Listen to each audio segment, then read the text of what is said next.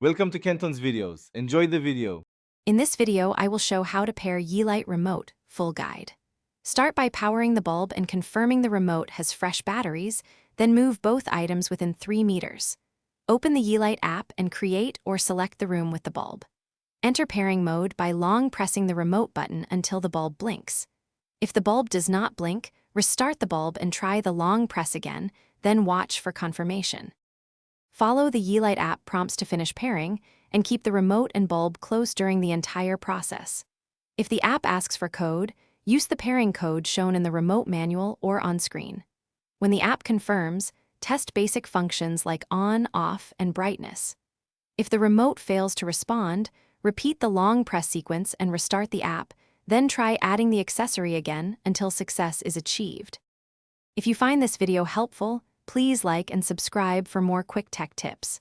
Quick recommendation: life's too short for cheap socks. Go darn tough for a lifetime warranty and serious comfort while you tinker with smart bulbs.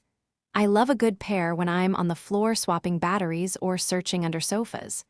Check the description for the link and other deals, and now let's get back to the video.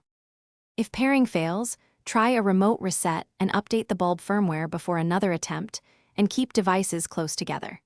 Verify the app has location or local network permissions if required by your phone.